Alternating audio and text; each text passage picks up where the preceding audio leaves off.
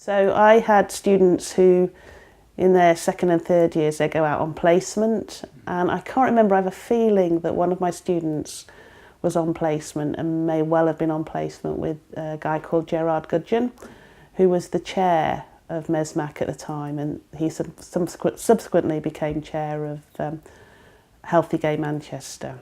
And they wanted a piece of research doing, so they asked me if I could help them with a bit of methodology there. So I was introduced to Paul Martin, who even at that time was chief exec, I think, of Healthy Gay Manchester. And we talked about the kind of things that they were interested in research.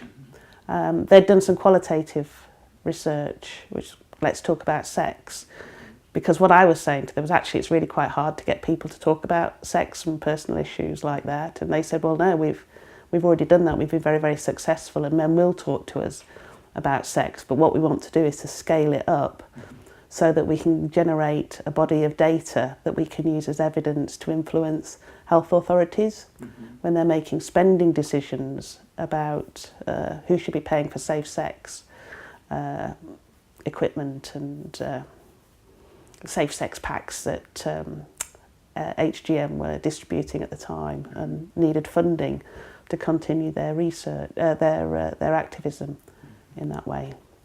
So I went back to basics in terms of, you know, how we could develop a methodology there, and I suggested that what we might want to do was to develop a community sample.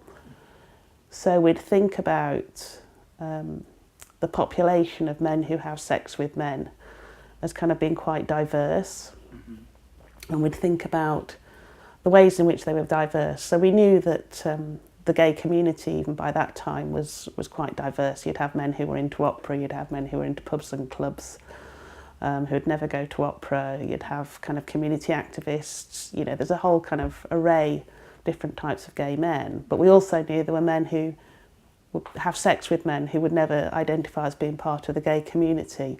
And it was really important for us to be able to contact them as well. So we talked in research terms, we talked about how it's going to be a stratified sample that we wanted to contact. We also talked about the kind of language that we'd need to use in order to get men to talk about sex and sexual activity.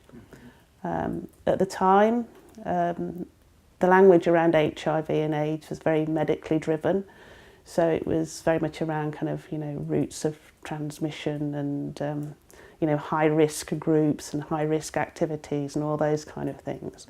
But what we knew straight away was that that wasn't how individuals saw their lives or saw what they were doing in terms of their own sort of sexual activity and social lives. So it's really important to us all from the beginning was to use a language and that was actually true to how people experienced things themselves. So we designed a questionnaire which enabled us to kind of capture those different types of experience. And we designed a sampling study which enabled us to reach as diverse a range of men who have sex with men as we thought could be possible. So it's very much a learning curve, both for me as a research methodologist, but also for HGM in terms of taking their research to this kind of level, really. As part of what we did, we trained up men from the gay community to actually administer the questionnaires.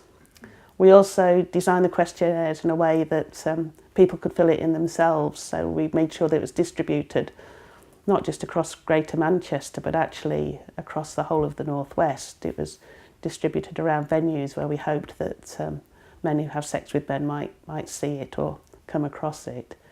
But we also sent out our team of trained researchers, which was quite actually hilarious. Say a little bit about that. Why was it? Well, I can remember, I think it was a Saturday morning, and we'd got a room above the doctor's surgery in what's now the Gay Village, and we were talking about the kind of, you know, the ethics of doing research, the kind of, you know, needing to be consistent, asking questions in a way that,